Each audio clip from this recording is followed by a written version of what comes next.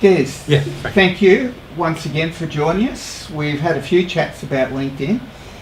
When you talked about LinkedIn at other times, what came to me was the fact that for people that see your LinkedIn profile the first time, it's going to be a first impression. So what things are important for first impressions? There's a couple of things. One is, and I haven't mentioned this before, which is the personal profile, the professional profile, the words underneath your name, because that incidentally is what comes up also on Google search, for instance, or in other search engines. So people often leave the current position they're in might be director XYZ company, and that comes up, but they may actually want to be seen as a master IT strategist. So put that in, and you can change it very easily. That's one thing. The second thing is the professional photograph, and I've really used the word professional. What people often do is just take what I call a kind of passport photo, don't smile, and head up, or it's like a mugshot sometimes, and sometimes people can look quite scary on their profile. What's the impression they're trying to create? I want to create this is my basic model, and there may be variations. I want to create a impression of being an intelligent business person ready for business, but maybe with a bit of a sense of humour too. So it's got a bit of a smile, or if you don't want it to have a smile, if you're in the military and you want to look like you're ready to fight, maybe that's what you have. But generally for people, you want a kind of friendly, professional photograph. Someone I would like to work with, someone I'd like to hire, someone I'd like to do business with, someone I'd like to be hired by, all of those things. It can cost money to get a really schmick sort of professional photo, hundreds of dollars, maybe more. And some people don't have that handy, especially say young students, people in a small business mightn't have a few $100s floating around that they can spare. There are often people they know who are photographers, and they can maybe do a barter, or they can maybe do a bit of a trade.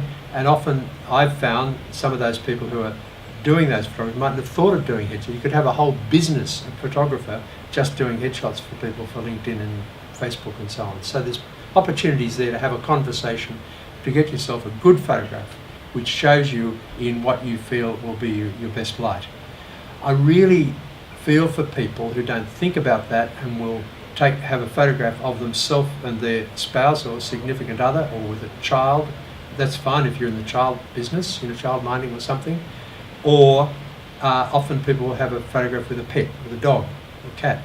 Now, I would only do that if I had a dog kennel, dog's motel, or what do they call it, where you want people to put their dogs when they go on holidays.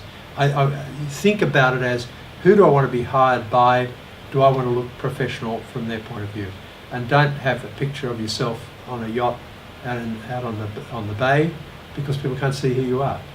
Remember that a lot of people will see you on a mobile phone, small picture, and they want to grasp instantly that that's either the person they met at that function recently, or it's the person they connected with already on Twitter or Facebook or something. Is that making some sense? That is. And there are ways of getting those photographs done. I mentioned to a client recently that I thought he could do better, and within a week he had a better photograph up. I didn't ask him how he's going to get it done. He immediately grasped the point. Really quite good. If I'm a student, I've got to understand that the first impression I'm making, if I'm wanting to be in the workplace, is how they see me as an employee, or someone that will be working with them. If I'm also looking to be a person that's going to be taken on from a small business perspective, I'm hearing that they need to see me as someone they want to come and work with me.